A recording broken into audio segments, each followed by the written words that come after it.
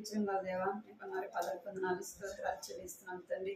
మహోన్నతుడైన దేవుడు, పరిశుద్ధుడైన తండ్రి, మీకెంతో వందనాలు స్తోత్రాలు చెల్లిస్తున్నాను. అద్భుతంగా ఆశ్చర్యకారం చేసే దేవుడు నందుకే మిమ్మల్ని స్తుతిస్తూ గణపరుస్తున్నాను తండ్రి. వర్తమాన భూత భవిష్యత్తు కాలంలో ఉన్న దేవుడు నందుకే ప్రభుత్వం స్తుతిస్తూ గణపరుస్తున్నాం తండ్రి. దేవానాయన నిన్న నేడు ఏకరీతిగా ఉంటున్న తండ్రి మిమ్మల్ని స్తుతిస్తూ గణపరుస్తున్నాం తండ్రి. దేవ ఇంతటి వరకు కూడా మిమ్మల్ని కాపాడి భద్రపరిచి నన్ను సజీవులకు ఉంచినందుకే నామాన్ని స్తుతిస్తూ గణపరుస్తున్నాం తండ్రి. దేవ ఐదు స్త్రీల కోరికగా ప్రభా అన్నం అక్కడి నుండి చేరుస్తున్న జ్ఞాపకం చేసుకోండి, సహాయించిన రాష్ట్రాలు ప్రేమించి రక్షించినందుకే కొందనాలు చెల్లిస్తున్నాం తండ్రి. దేవ ఇంతవరకు కూడా రాష్ట్రాల యొక్క కుటుంబంలో అనేకమైన మేలు చేస్తూ వచ్చిన తండ్రి నీ నామాన్ని స్తుతిస్తూ గణపరుస్తున్నాను తండ్రి. ఈ సమయాన్ని కూడా జ్ఞాపకం చేసుకోండి, సహాయం చేయమని మీ సన్నిధిలో ప్రార్థిస్తున్న కృప చూపించండి.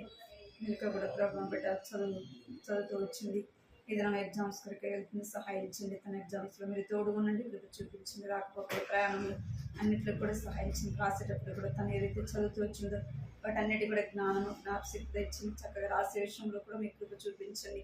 నీ మెండైన సహాయం దయచేయమని ప్రార్థిస్తుంది. ఇక్కడ జరిగే ప్రార్థన కూడికి కూడా జ్ఞాపకం చేసుకోండి ప్రభావ, కృప చూపించండి. పాటల ద్వారా నీ నామాన్ని స్తుతించి గణపరచడానికి సహాయించండి. వాక్యం కొరకే సిద్ధపరచండి. వాక్యం ద్వారా మీరు మాట్లాడమని ప్రార్థిస్తున్నాం తండ్రి. ఆత్మ దేవుడుగా ప్రభావ మీరు మాట్లాడుచు ఉన్నప్పుడు ప్రభన తండ్రి ఆత్మ చెప్పు సంగతులు చెవి గలవాడు వినుగా కానీ సెలవిచ్చినారు తండ్రి. ఆత్మీయ చెవులు కలిగి నీ మాటలు వినటానికి గ్రహించే మనసు దయచండి. మా దృష్టి మా మనస్సు ప్రభావ నీ వైపు చూడడానికి మమ్మల్ని జ్ఞాపకం చేసుకోండి, కృప చూపించండి. అనేకుల యొక్క క్షేమం కొరకే, కుటుంబ యొక్క క్షేమం కొరకే నన్ను ప్రార్థించడానికి మనందరూ కూడా ప్రార్థన భారంతో ప్రార్థన ఆత్మతో నింపండి, సహాయించమని ఈ సమయాన్ని దీవెనకరంగా చేయండి ప్రభావ. ఎక్కడ ఇద్దరు ముగ్గురు కూడిన నామమున చేరి వస్తారు, వారి మధ్యలో నింటాన్ని సెలవిచ్చిన దేవుడు ప్రభావ కూడా మీ సన్నిధి మాకు తోడుగా ఉంచమని సహాయపడమని మిగిలిన సమయాన్ని దీవెనకరంగా చేయమని ఇక్కడ రావాల్సిన వారిని నడిపించండి, కృప చూపించండి. చేరి వచ్చిన ప్రతి ఒక్కరిని బట్టి మీకు ఎంతో వందనాలు చెల్లిస్తూ కృతజ్ఞతాస్తుతులు చెల్లిస్తూ యేసు నామములో ప్రార్థిస్తున్నాం తండ్రి, ఆమేన్. పాట పాడుతున్నాం.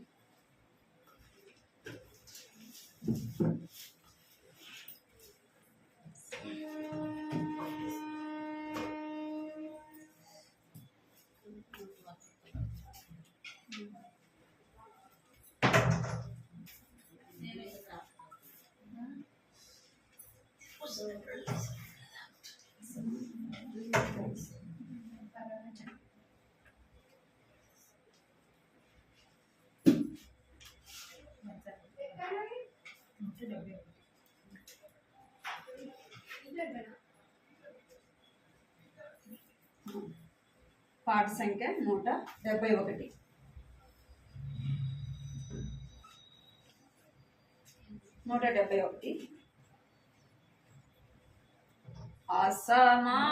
అసమానుండగు క్రీస్తు అద్వితీయుండగు దేవా, అల్ఫాయు ఓమేగా, అల్ఫాయు ఓమేగా నీవే ప్రభువా, నీవే ప్రభువా. ఇహ పరములలో నీ జన్మ మహానందము కలిగించే, ఇహ పరములలో నీ జన్మ మహానందము కలిగించే, అభయమునిచ్చి మాకు భయభీతిని బాపితివి, భయభీతిని బాపితివి. అసమానుండగు క్రీస్తు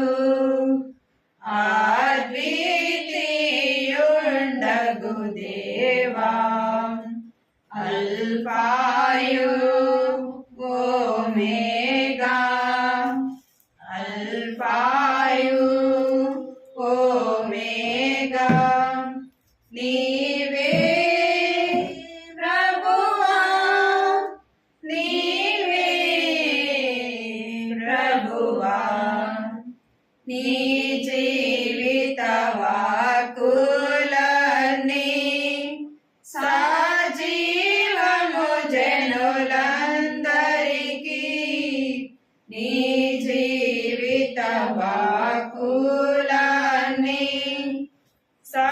సజీవము జనులందరికీ పావనుడా ప్రభు యేసు, అవనికి మాదిరి నీవే, అవనికి మాదిరి నీవే. అసమానుండగు క్రీస్తు, అద్వితీయుండగు దేవా, అల్ఫాయు ఓమేగా, అల్ఫాయు ఓమేగా నీవే ప్రభువా, నీవే ప్రభువా. మరణము గెల్చిన మా ప్రభువా, పరమదేవుడవు నీవే, మరణము గెల్చిన మా ప్రభువా, పరమదేవుడవు నీవే. సాతానును ఓడించి నీతిగా మమ్ము తీర్చితివి, నీతిగా మమ్ము తీర్చితివి. అసమానుండగు క్రీస్తు, అద్వితీయుండగు దేవా, అల్ఫాయు ఓమేగా, అల్ఫాయు ఓమేగా నీవే ప్రభువా, నీవే ప్రభువా. పాప శపముల బాపితివే, చూపితివే పరమాదారి, పాప శపముల బాపితివే, చూపితివే పరమాదారి. శక్తి గలవు ప్రభువా, నీకే మా స్తోత్రములు, నీకే మా స్తోత్రములు. అసమానుండగు క్రీస్తు, అద్వితీయుండగు దేవా, అల్ఫాయు ఓమేగా, అల్ఫాయు ఓమేగా నీవే ప్రభువా, నీవే ప్రభువా. విశ్వమంతటా ఓ దేవా, శాశ్వతమైనది నీ ప్రేమ, విశ్వమంతటా ఓ దేవా, శాశ్వతమైనది నీ ప్రేమ. జ్ఞానమునకు మించినది ఉన్నతమైన ప్రేమ, ఉన్నతమైన ప్రేమ. అసమానుండగు క్రీస్తు, అద్వితీయుండగు దేవా, అల్ఫాయు ఓమేగా, అల్ఫాయు ఓమేగా నీవే ప్రభువా, నీవే ప్రభువా. సంగమునకు శిరసు నీవే, అంగములుగా మమ్ము చేసితివి, సంగమునకు శిరసు నీవే, అంగములుగా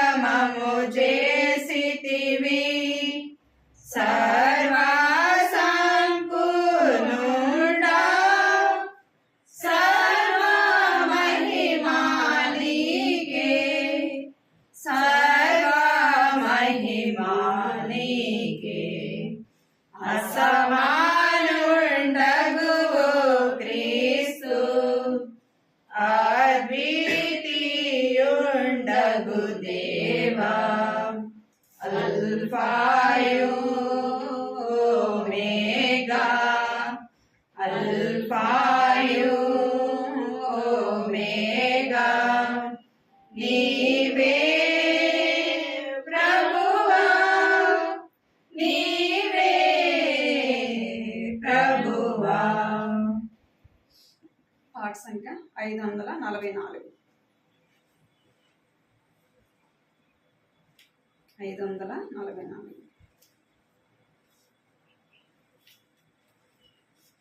ప్రభు యేసు నా రక్షక నొసగు కన్నులు నాకు నిరతమునే నిన్ను చూడా. ప్రభు యేసు నా రక్షక నొసగు కన్నులు నాకు నిరతమునే నిన్ను చూడా.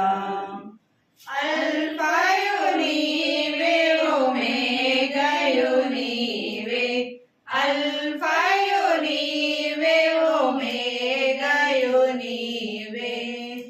ప్రభు యేసు నా రక్షక నొసగు కన్నులు నాకు నిరతమునే నిన్ను చూడా.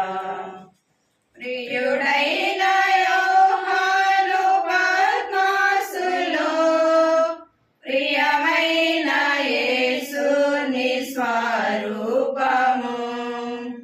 ప్రియుడైన యోహాను పద్మాసులో ప్రియమైన యేసుని స్వరూపము. ప్రియమారజూచి బహుధన్యుడాయే ప్రియ ప్రభు నిన్ను చూడనిమ్ము. ప్రియమారజూచి బహుధన్యుడాయే ప్రియ ప్రభు నిన్ను చూడనిమ్ము. ప్రభు యేసు నా రక్షక నొసగు కన్నులు నాకు నిరతమునే నిన్ను చూడా. ప్రభు యేసు నా రక్షక నొసగు కన్నులు నాకు నిరతమునే నిన్ను చూడా. లెక్కలేని మార్లు పడిపోతిని దిక్కులేని వాడనేనైతిని. లెక్కలేని మార్లు పడిపోతిని దిక్కులేని వాడనేనైతిని. చక్కా చేసి నా నేత్రాలు తెరచి తక్కువ నిన్ను చూడనిమ్ము. చక్కా చేసి నా నేత్రాలు తెరచి తక్కువ నిన్ను చూడనిమ్ము. ప్రభు యేసు నా రక్షక నొసగు కన్నులు నాకు నిరతమునే నిన్ను చూడా. ప్రభు యేసు నా రక్షక నొసగు కన్నులు నాకు నిరతమునే నిన్ను చూడా. ఎరిగి ఎరిగి చెడిపోతిని యేసుని గాయము రేపితిని. ఎరిగి ఎరిగి చెడిపోతిని యేసుని గాయము రేపితిని.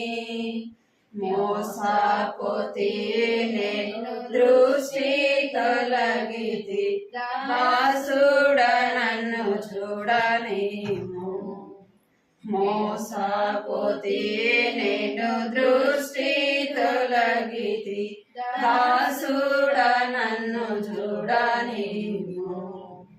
ప్రభు యేసు నా రక్షక నొసగు కన్నులు నాకు నిరతమునే నిన్ను చూడా. ప్రభు యేసు నా రక్షక నొసగు కన్నులు నాకు నిరతమునే నిన్ను చూడ ఎందరేసుని వైపు చూచెదరో పొందెదరు వెలుగు ముఖమున ఎందరేసుని వైపు చూచెదరో పొందెదరు వెలుగు ముఖమున సందేహము లేక సంతోషించుచు ముందుకు పరుగెత్తెదరు సందేహము లేక సంతోషించుచు ముందుకు పరుగెత్తెదరు ప్రభు యేసు నా రక్షక నొసగు కన్నులు నాకు నిరతమునే నిన్ను చూడ ప్రభు యేసు నా రక్షక నొసగు కన్నులు నాకు నిరతమునే నిన్ను చూడ విశ్వాసకర్తము యేసు ప్రభు కొనసాగించు వాడ యేసు ప్రభు విశ్వాసకర్తము యేసు ప్రభు కొనసాగించు వాడ యేసు ప్రభు వినయముతో నేను నీ వైపు చూచుచు విసుకాక పరుగెత్తనేకు వినయముతో నేను నీ వైపు చూచుచు విసుకాక పరుగెత్తనేకు ప్రభు యేసు నా రక్షక నొసగు కన్నులు నాకు నిరతమునే నిన్ను చూడ ప్రభు యేసు నా రక్షక నొసగు కన్నులు నాకు నిరతమునే నిన్ను చూడ కంటికి కనపడని వెన్నీయో చెవికి వినబడని వెన్నీయో కంటికి కనబడని వెన్నీయో చెవికి వినబడని వెన్నీయో హృదయగోచరము కాని వెన్నీయో సీతాపరచితివనాకై హృదయగోచరము కాని వెన్నీయో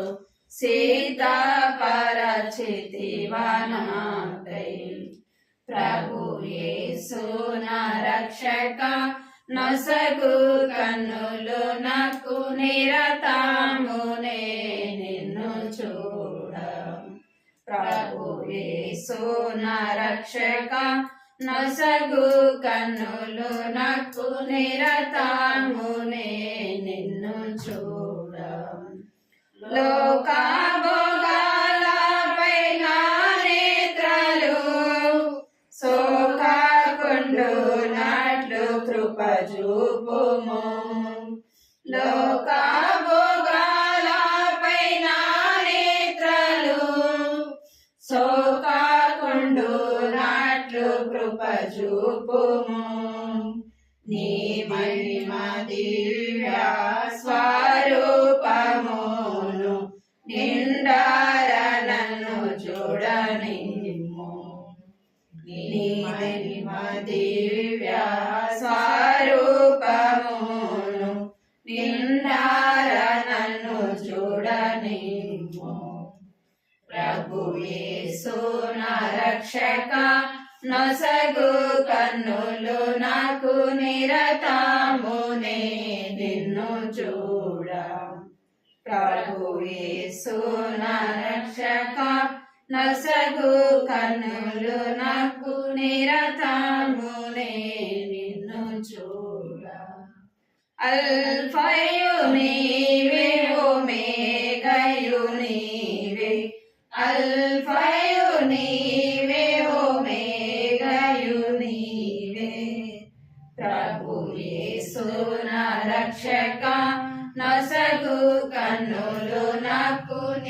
నిరతమునే నిన్ను చూడ ప్రభు యేసు నా రక్షక నొసగు కన్నులు నాకు నిరతమునే నిన్ను చూడ. ప్రార్థన చేసుకుని వాక్యం విన్నాను.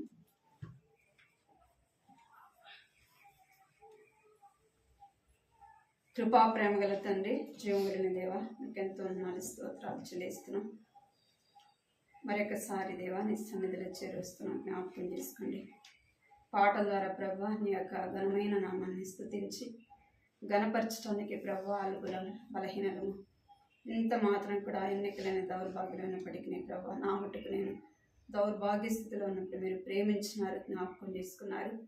మరొకసారి మీ సన్నిధిలో తండ్రి చేరొచ్చే కృపనిచ్చినందుకే మీకు వందనాలు చెల్లిస్తున్నాం. పాటల ద్వారా దేవ మీరు మాట్లాడుతూ వచ్చినందుకే ప్రభావ మీకు ఎంతో వందనాలు చెల్లిస్తున్నాం. చెడిపోయిన మేము ఎరిగి ప్రభావ పడిపోయినప్పటికీ చెడిపోయినప్పటికీ ప్రేమించి మరలా ప్రభావాన్ని సన్నిధిలో సమకూర్చిన విధానాన్ని బట్టి మీకు వందనాలు చెల్లిస్తున్నాం. మీరు మాకు చేసిన మేలు అది కంటికి కనబడలేదు, చెవికి వినబడలేదు, హృదయానికి గోచరం కాంటి మేలులు అనేకమైన సిద్ధపరుస్తున్న దేవా మీకు ఎంతో వందనాలు చెల్లిస్తున్నాయి. సమయంలో వాక్యం కొరకే నిదాస్త్రం నిలబడుతుంది, జ్ఞాపకం చేసుకోండి. మీ నోటి కొరకు వాడుకోండి.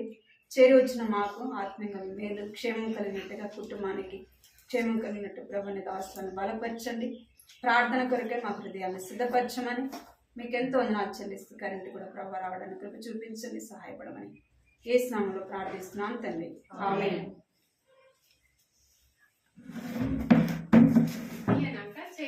మీరు కూర్చొని చెప్తారా? చీకటి కనిపిస్తుంది.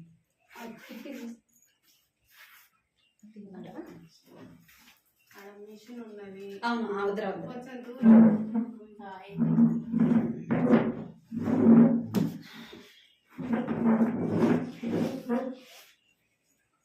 మిషన్ కొంచెం దూరం నుంచి వద్దురా చలికి అన్ని బయట వీడియో కోసమేనా ఆంటీ, లేకపోతే కనిపించడానికి? మీకు నా కోసం ఉందండి వీడియో అన్ని నాకు ఇష్టం కాదు, వాక్యం కనపడాలి కదా. ఏదిరా ఫోన్ చేశారు?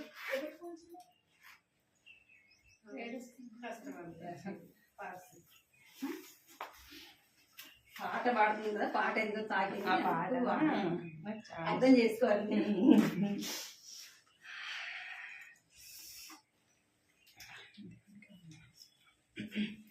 గత వారంలో మనము వాక్యం చూసుకుంటూ వచ్చాము. యెషయా గ్రంథం 55:3 మన సంఘ వాగ్దానం. అది చెవియొగ్గి నా వద్దకు రండి, మీరు నా మాట విని ఎడల బ్రతుకుదురు.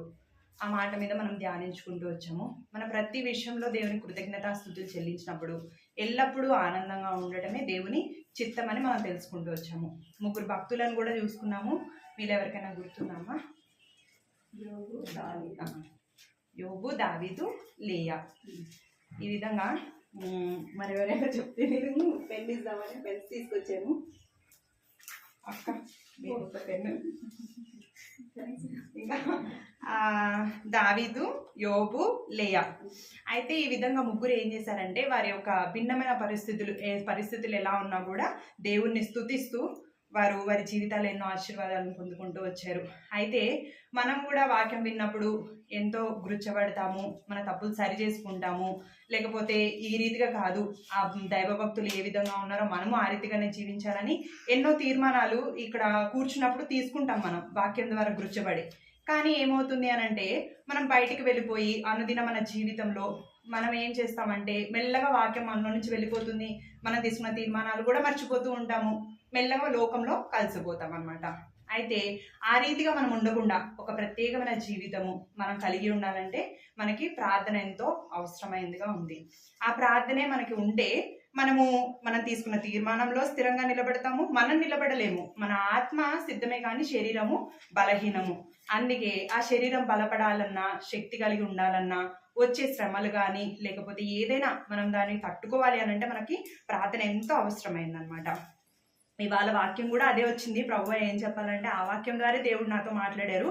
అందుకే ప్రార్థన గురించి కొన్ని విషయాల మీద పంచుకుంటాను. ద్వితీయోపదేశ కాండము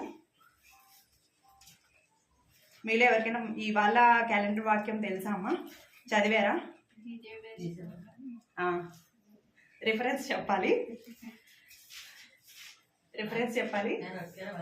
నేను గిఫ్ట్ ఇస్తాను మీకు పెన్ గిఫ్ట్ ఇస్తాను. ద్వితీయోపదేశ కాండము కొన్ని వాక్యం చెప్పినా పర్వాలేదు, ఒకవేళ రిఫరెన్స్ గుర్తు లేకపోయినా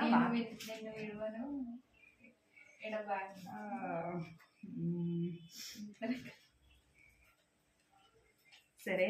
ఇవాళ దినభాగం ఏంటంటే మనది క్యాలెండర్ వాగ్దానం ద్వితీయోపదేశకాండం 4:31. నీ దేవుడైన యెహోవా కనికరం గల దేవుడు కనుక నిన్ను చేయి విడువడు, నిన్ను నాశనం చేయడు, తాను నీ పితరులతో ప్రమాణం చేసిన నిబంధనను మర్చిపోడు. కాకపోతే దేవుడు నాతో స్పందించిన మాట ఏంటంటే ఈ అధ్యాయం అంతా చదువుతున్నప్పుడు 4:7 అందరం కలిసి చదువుకుందామమ్మా, అందరం కలిసి చదువుకుందాం. ద్వితీయోపదేశ కాండము 4వ అధ్యాయము 7వ వచనము. ఏలయనగా మనము ఆయనకు మొరపెట్టినప్పుడెల్లా మన దేవుడైన యెహోవా మనకు సమీపముగా నున్నట్టు మరి ఏ గొప్ప జనమునకు ఏ దేవుడు సమీపముగానున్నాడు? దేవుడు ఏం చెప్తున్నాడు ఇక్కడ? మనం మొరపెట్టినప్పుడు అంటే ప్రార్థించినప్పుడు మన దేవుడు ఉన్నంత సమీపముగా, అంటే నేను విన్నాను, నేను మీ పక్కనే ఉంటున్నాను, మీరు చేసే ప్రార్థన ప్రతిదీ నేను వింటున్నాను అని దేవుడు ఇక్కడ చెప్తున్నారు అనమాట. అలా మన దేవుడు మన ప్రతి ప్రార్థన వినే దేవుడు, ఆ ప్రార్థనకు జవాబిచ్చే దేవుడు, సజీవమైన దేవుడు. అయితే మనము ఇదే వచనము ఇర్మియా 29వ అధ్యాయము 12. ఇర్మియా 29:12.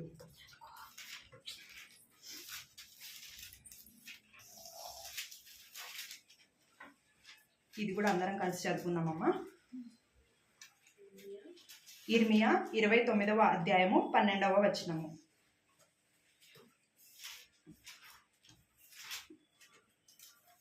అందరం కలిసి చదువుకుందాము. మీరు నాకు మొరపెట్టుదురేని, మీరు నాకు ప్రార్థన చేయించు వద్దురేని, నేను మీ మనవి ఆలకింతును. మన సజీవమైన దేవుడు చెప్పుచున్న మాటలు ఇవి. ఏమంటున్నారు? దేవుని బిడ్డలైన మనము, రక్షింపబడిన విశ్వాసులము మనము ప్రార్థన చేసినప్పుడు అంట దేవుడు ఉత్తరం ఇస్తాడంట, మన మనవిని ఆలకిస్తాడంట. అయితే మనం ఏ రీతిగా ప్రార్థించాలని దేవుడు కోరుకుంటున్నాడు. ఈ దినము దేవుడు మనతో ఏం మాట్లాడుతున్నారంటే ఏ రీతిగా మనం ప్రార్థించాలి. చాలా ప్రార్థనలు ఉంటాయి, అందులో మనం కొన్ని చూసుకుందాము. 1 తెస్సలోనికైలు 5:15. ఎన్నో రీతులుగా ప్రార్థించి దైవభక్తులు దేవుడి సన్నిధానం నుంచి సమాధానం పొందుకుంటూ వచ్చారు. అయితే కొన్ని ప్రార్థనలు, ఎలాంటి ప్రార్థన మనం చేయాలి, దేవునికి ఎలాంటి ప్రార్థన ఇష్టము అని అంటే 1 తెస్సలోనికైలు 5వ అధ్యాయము 15వ వచనము. అది చివరి భాగం మనం చదువుకుందాము. అది కదండి, 1 తెస్సలోనికైలు 5వ అధ్యాయము 15వ వచనము చివరి భాగము. చదవండి. ఎడతెగక ప్రార్థన చేయుడి. అదొక్కటే, ఎడతెగక ప్రార్థన చేయాలి. మనము దేవుని సన్నిధిలో మనము ఏం చేస్తాం, కొద్ది రోజులు ప్రార్థన చేస్తాము, తర్వాత విసుగు చెందిపోయి ఈ కార్యం జరిగేటట్లేదు, ఇది దేవుడు చేయలేడేమోలే, ఇది ఎందుకులే అని చెప్పి మనము మానేసే వారంగా ఉంటాము. కానీ దేవుడు ఏం చెప్తున్నాడు? ఎడతెగక ప్రార్థన చేయమని చెప్తున్నాడు. లూకా సువార్త 18వ అధ్యాయం 1వ వచనము.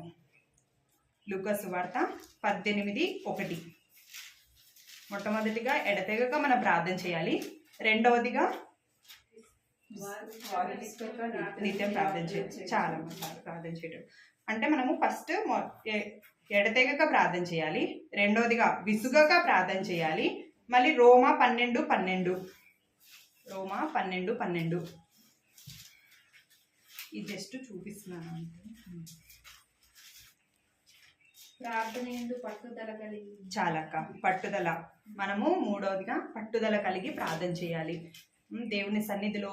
ఇదంతా దేవుడు కోరుకుంటున్న ప్రార్థన. ఎడతెగక చేయమని, విసుగక చేయమని, పట్టుదల కలిగి చేయమని. ఇంకొకటి ఏంటి అని అంటే మత్తయి సువార్త 26:41. మత్తయి సువార్త 24:41.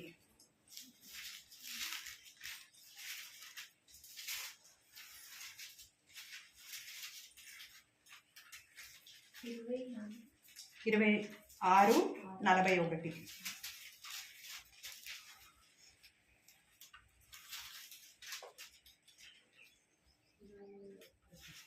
ఏ రీతి శోధనలో ప్రవేశించకూడదు. మెలకువగా ఉండి ప్రార్థన చేయండి. చాలమ్మా, మెలకువగా ఉండి ప్రార్థన చేయుడి. ఈ రీతిగా దేవుడు ఇది సందర్భం ఏంటి అని అంటే, యేసుక్రీస్తు ప్రభువారు ఇంకా శోధన రాబోతుంది, శిలువ కార్యము దగ్గర అవుతుంది అన్నప్పుడు తను ప్రార్థన చేయడానికి తన శిష్యులను వెంట పెట్టుకుని వెళ్తూ ఉంటారు.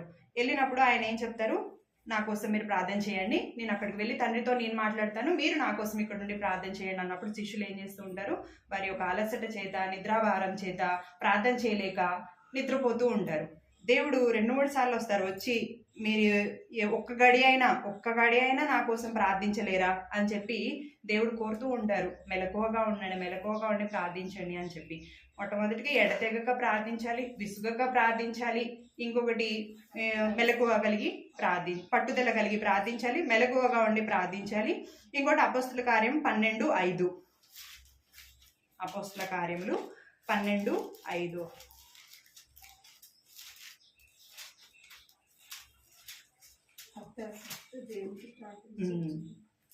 అత్యాసక్తితో మనము ప్రార్థన చేయాలి. పేతురు చెరసాల్లో ఉంచబడెను, సంఘం అయితే అతని కొరకు అత్యాసక్తితో దేవునికి ప్రార్థన చేయుచుండెను. మన ప్రార్థన ఎవరికి చేయాలి? దేవునికి చేయాలి, అది అత్యాసక్తితో చేయాలి. ఇక్కడ ఏంటి సందర్భము? పేతురు సంఘాన్ని కట్టి సంఘాన్ని నడిపించి స్థాపించిన ఆ యొక్క నాయకుడు చెరసాలలో ఉంటూ వచ్చాడు. అప్పుడు ఏమైంది? సంఘం అంతా కూడా అత్యాసక్తితోటి ఆయన యొక్క క్షేమం కొరకు ప్రార్థన చేస్తూ వచ్చారు. మనం కూడా విశ్వాసులంగా ఏం చేయాలి? మొదట మన యొక్క వ్యక్తిగత జీవితము స్థిరపడాలని, దేవునిలో ఎదగాలని ప్రార్థన చేయాలి, కుటుంబం కొరకు ప్రార్థన చేయాలి, తర్వాత సంఘ క్షేమం కొరకు, సంఘ అభివృద్ధి కొరకు, సంఘ బిడ్డల కొరకు, మరి ముఖ్యంగా సంఘాన్ని నడిపే కాపరులు, సంఘ సేవకుల కొరకు మనము ప్రార్థన చేసే వారంగా ఉండాలి. తద్వారా ఏమవుతుందంటే సంఘానికి క్షేమము, అభివృద్ధి. సంఘం మంచిగా ఉంటే సంఘంలో ఉండేది కూడా మనమే కదా, మనము మంచిగానే ఉంటాము. అత్యాసక్తితో మనం ప్రార్థన చేసే వారంగా ఉండాలి. తర్వాత యాకోబు 5:15. యాకోబు పత్రిక 5వ అధ్యాయము 15వ వచనము.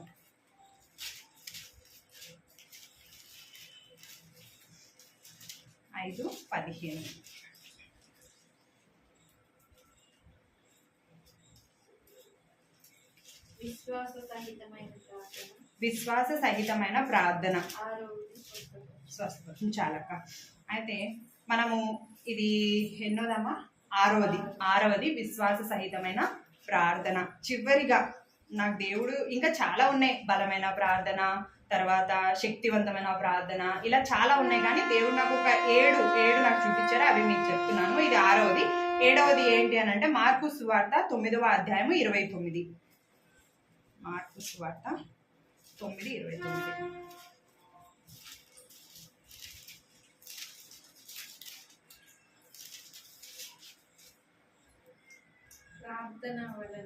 ప్రార్థన వలననే గాని మరి దేని వలనైనను ఈ విధమైనది వదిలిపోవుట అసాధ్యమని వారితో చెప్పాను. దానికి అక్కడ 2 అని సంఖ్య ఉంది, అది కింద చూస్తే అది ఏం ప్రార్థనమ్మా? ఉపవాస వలననే అని కూర్చబడి ఉన్నది. అంటే ఉపవాస ప్రార్థన. ఈ ప్రార్థనలన్నీ దేవునికి ఇష్టమైన ప్రార్థనలు. ఆయనే చెప్తున్నారు, ఈ రీతిగా మీరు ప్రార్థించినప్పుడు నేను మీకు సమీపముగా ఉంటా, మేము మొరణ ఆలకిస్తాను. మీరు ఏది ప్రార్థించినా, మీరు ఇంకా ప్రార్థిస్తూ ఉండగానే నేనేం చేస్తాను? ఆ ప్రార్థనను అంగీకరిస్తాను.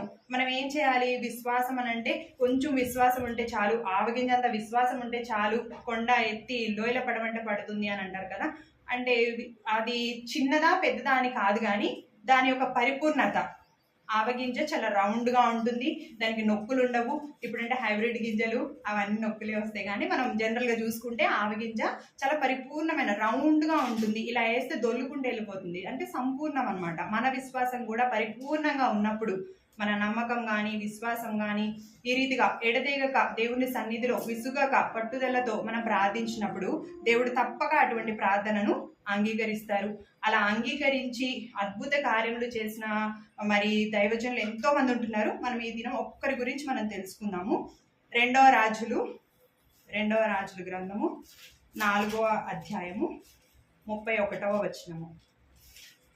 రెండవ రాజులు 4వ అధ్యాయము. గేహజీ వారి కంటే ముందుగా పోయి ఆ దండమును బాలుని ముఖం మీద పెట్టెను గాని ఏ శబ్దమును రాకపోయేను. ఏమీ వినవచ్చినట్టు కనబడలేదు కనుక ఉమ్, వాడు ఎలీషాను ఎదుర్కొన వచ్చి ఉమ్. బాలుడు కొనలేదని చెప్పాను. ఇక్కడ ఏంటి అని అంటే ఈ సందర్భము గెహజీ అంటే ఎలీషా దైవజనుడి దగ్గర శిష్యుడిగా పనిచేస్తున్న గెహజీ అన్నమాట. ఇక్కడ ఏమైంది అంటే షునేమీయురాలైన స్త్రీ ఏం చేస్తుంది, తనకు పిల్లలు లేనప్పుడు ఆ దైవజనుని మరి ఆతిథ్యం చేసినప్పుడు ఆ దైవజనుడు యొక్క ఆశీర్వాదమును బట్టి దేవుడు ఇచ్చిన ఆ కుమారుణ్ణి కోల్పోతుంది. కోల్పోయినప్పుడు ఏమవుతుంది అని అంటే ఎంతో బాధతో దుఃఖంతో ఎలీషా దగ్గరికి వచ్చి మొరపెట్టుకుంటది. నా కుమారుడిని నిన్ను అడిగానా? అడగలేదు కదా, నువ్వు నాకు ఇచ్చావు. కానీ ఇప్పుడు ఏమైంది, ఆ కుమారుడు చనిపోయాడు అని అంటే అయ్యయ్యో ఇది దేవుడు నాకు మరుగుపరిచున్నాడు, నువ్వేం కంగారు పడకు, నేను వచ్చి బిడ్డను స్వస్థపరుస్తానని తన శిష్యుడైన గెహజీని అక్కడికి పంపిస్తాడు. అయితే గెహజీ ఏం చేస్తున్నాడు, అక్కడ వెళ్ళాడు. కానీ అక్కడ ఏం జరిగింది, బాలుడు మేల్కోలేదు, ఏ కార్యం జరగలేదు. 32 చదవడమ్మా. ఎలీషా ఆ ఇంట వచ్చి బాలుడు మరణమై ఉండి తన మంచం మీద పెట్టబడి ఉండుట చూచి తానే లోపలికి పోయి వారిద్దరే లోపల నుండగా తలుపు వేసి యెహోవాకు ప్రార్థన చేసి మంచం మీద ఎక్కి బిడ్డ మీద తను చాచుకొని తన నోరు వాని నోటి మీదను తన కళ్ళు వాని కళ్ళ మీదను తన చేతులు వాని చేతుల మీద ఉంచి బిడ్డ మీద పొడుగగా పండుకొనగా ఆ బిడ్డ ఒంటికి తాను దిగి ఇంటిలో యువతల నుండి అవతలకు ఒకసారి తిరిగి నడిచి మరలా మంచం మీదకి ఎక్కి వాని మీద పొడుగుగా పండుకొనగా బిడ్డ 7 మారులు తుమ్మి కళ్ళు తెరచెను. ఎంత అద్భుతం ఇది. ఇప్పుడు గెహజీ వెళ్ళాడు, తన శిష్యుడే కదా, దైవజనుడి కింద పనిచేసిన శిష్యుడు. ఆయన దండం ఇచ్చాడు. ఆయన దండం ఇచ్చి వెళ్ళి నువ్వు బాగు చేయాలంటే ఆయన స్వస్థపరచలేకపోతూ వచ్చాడు. కానీ ఎలీషా వెళ్ళి ప్రార్థన చేయగానే దేవుడు ఆ ప్రార్థన అంగీకరించాడు. ఎందుకు అనంటే మనం ఇదే 2వ రాజుల గ్రంథము 2వ అధ్యాయము 9వ వచనము. వారు దాటిపోయిన తరువాత ఏలియా ఎలీషాను చూచి, నేను నీ వద్ద నుండి తీయబడక మునుపు నీ కొరకు నేనేమి చేయకూడదువో దానిని అడుగుమని చెప్పగా ఎలీషా, నీకు కలిగిన ఆత్మలో 2 పాలు నా మీదకి వచ్చినట్లు దయచేయమనను.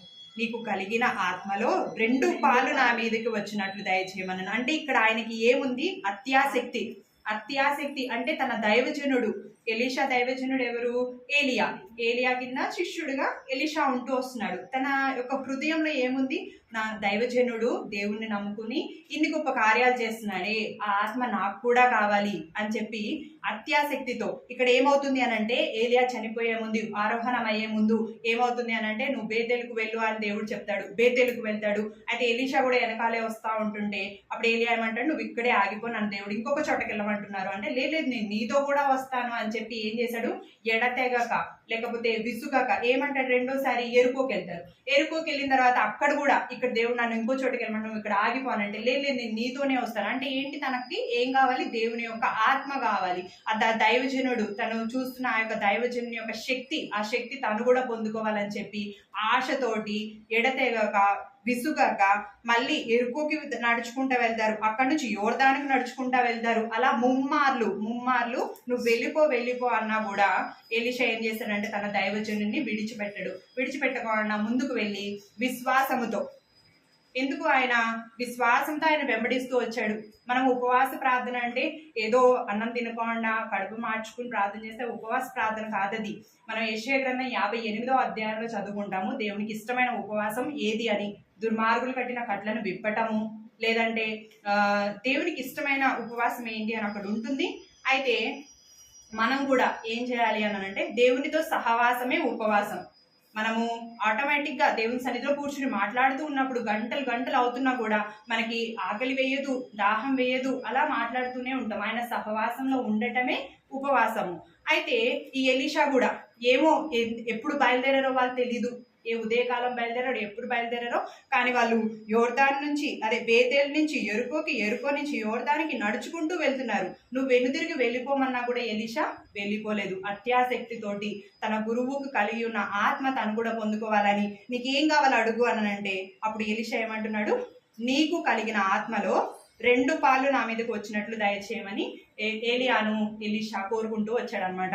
అయితే దేవుడు తన యొక్క ఆశగల ప్రాణాన్ని దేవుడు తృప్తిపరిచేవాడు కనుక ఏం చేస్తూ వచ్చాడమ్మా, ఎలీషాకి 2 పాల ఆత్మ దయచేస్తూ వచ్చాడు. అందుకే కదా ఇక్కడ ఏమైంది, కుమారుడు చనిపోగానే ఇమీడియట్ గా ఈయన వెళ్ళి దేవుడికి ప్రార్థన చేసి ఆయన మీద పడుకోగానే ఆ బాలుడు లేచి కళ్ళు తెరిచి చూస్తున్నాడు అనమాట. అంత గొప్ప శక్తిని ఆ దైవజనుడు పొందుకుంటూ వచ్చాడు. అటువంటి ప్రార్థన మనం కూడా కలిగి ఉండాలని, అటువంటి ఆసక్తి మనం కూడా కలిగి ఉండాలని ఈ దినం దేవుడు మనల్ని కోరుతున్నాడు అనమాట. ఇంకొకటి ఏంటి అని అంటే, గెహజీ ఎందుకు చేయలేకపోయాడు? గెహజీ ఇప్పుడు ఏలియా యొక్క ఆత్మ ఎలీషా పొందుకున్నాడు, మరి ఎలీషా ఆత్మ గెహజీ పొందుకోవచ్చు కదా, మరి గెహజీ ఎందుకు పొందుకోలేకపోతూ వచ్చాడు? తను ఎలీషా దగ్గరే ఉంటున్నాడు, కానీ తన దృష్టి అంతా, తన ఆలోచన అంతా మొత్తం లోకం వైపే ఉంది. అది మనం ఎలా తెలుసుకోవచ్చు? మనము ఇది కుష్ఠరోగి అయిన నయమాను ఏం చేస్తాడమ్మా, ఎలీషా దగ్గరికి వస్తాడు. ఎలీషా దగ్గరికి వచ్చినప్పుడు ఎలీషా ఏమంటాడు, నువ్వు వెళ్ళి ఆ యొక్క యోర్దాను నది అనుకుంటా, యోర్దాను నదిలో మునగమన్నప్పుడు 7 సార్లు తను స్వస్థత పొందుతా వస్తాడు. స్వస్థత పొందినప్పుడు ఏమవుతుంది, తనకి కానుకలుగా బంగారము, వెండి, వస్త్రములు అన్ని తీసుకెళ్లి దైవజనునికి ఇచ్చినప్పుడు దైవజనుడు ఏమంటే నాకు వద్దు, ఇవేవి నాకు వద్దు అన్నప్పుడు వాటిని ఎవరు ఆశిస్తూ వచ్చారు?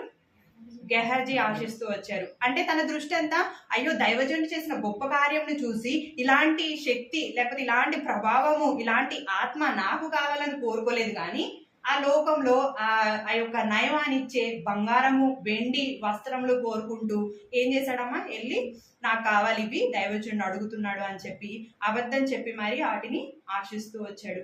తద్వారా తను పొందుకున్న ఫలితం ఏంటో కూడా అందరికీ తెలుసు. అంటే దేవుని యొక్క కార్యముల మీద మనకి దృష్టి ఉన్నప్పుడు మనం ఏ రీతిగా ఉంటామో ఆ రీతి గొప్ప కార్యాలు మన జీవితంలో కూడా మనము రుచి చూసే వారంగా ఉంటాము. అదే గెహజీ లాగా మనం కూడా లోకం వైపు, ఇయే లోకాశలు, ఇది ఈ రోజు ఉంటుంది, తాత్కాలికమైనది రేపు ఉండదు, కానీ మనము శాశ్వతమైన దాని మీద మనస్సు పెట్టాలి. ఎలీషా వలె మనం కూడా ఏం చేయాలంటే, మన ఆ రోజు ఏలియాను వెంబడించాడు ఏలియాను వెంబడించి అత్యాసక్తితో కోరుకున్నాడు కాబట్టి ఏలియా యొక్క 2 పాల ఆత్మ ఎలీషా మీదకి వచ్చింది. మరి నేటి దినంలో మనము మనుషులను కాదు, దైవజనులను కాదు, ఎవరిని మనం వెంబడించేది? సాక్షాత్తు దేవుణ్ణే. మనకి మధ్యవర్తి యేసుక్రీస్తు లేరు, ఇంకా డైరెక్ట్ మన తండ్రితోనే సహవాసం చేస్తున్నాము. తండ్రినే మనం అడిగినప్పుడు తండ్రి మనకి ఇవ్వరా? తన కుమారునే మనకు అప్పగించినప్పుడు ఇంకా సమస్తము ఆయన మనకి ఇచ్చును. అయితే మనం ఎలా అడగాలి? అత్యాసక్తితో, ఎడతెగక, విసుగక, పట్టుదలతో మనం ప్రార్థించినప్పుడు తప్పకుండా దేవుడు మనకు కూడా ఇచ్చేవాడుగా ఉంటాడు. ఎలీషా ఇంకా ఎంత గొప్ప స్థానానికి వెళ్ళారంటే, ఇదే రాజుల గ్రంథంలో 13వ అధ్యాయం 21వ వచనము. తన దైవజనుని కంటే కొందరు ఒక శవమును పాతి పెట్టుచు సైన్యములకు భయపడి ఆ శవమును ఎలీషా యొక్క సమాధిలో ఉంచగా దింపిన ఆ శవము ఎలీషా శల్యములకు తగిలినప్పుడు అది తిరిగి బ్రతికి కాళ్ళు మోపి నిలిచెను. ఎంత అద్భుతం ఇది! ఎలీషా యొక్క శవము, ఆయన చనిపోయి మృతి చెందిన తర్వాత పాతి పెట్టడానికి అని తీసుకెళ్లేటప్పుడు అక్కడ ఆల్రెడీ సమాధిలో ఉన్న ఇంకొక శల్యములు, అంటే ఇంకొక శవమే, ఆ యొక్క ఎముకలు, అది హస్తిపంజరం అనుకోవచ్చు. అయితే అది తగిలినప్పుడు ఏమైందంట, ఎలీషా శవం తగిలినప్పుడు అది బ్రతుకుతూ వచ్చిందనమాట. అంటే ఆయన యొక్క చనిపోయిన తర్వాత ఆ బాడీకి కూడా ఆయన అంత శక్తి కలిగి ఉన్నాడు. అది ఎలా వచ్చింది? ఆయన కనిపెడుతూ వచ్చాడు దేవుని సన్నిధిలో, తన దైవజనునికి కావాల్సిన నాకు కూడా కావాలని కోరుకుంటూ వచ్చాడు. కాబట్టి దేవుడు అటువంటి మహిమను తన యొక్క బిడ్డలకు ఇచ్చేవాడుగా ఉంటాడు అనమాట.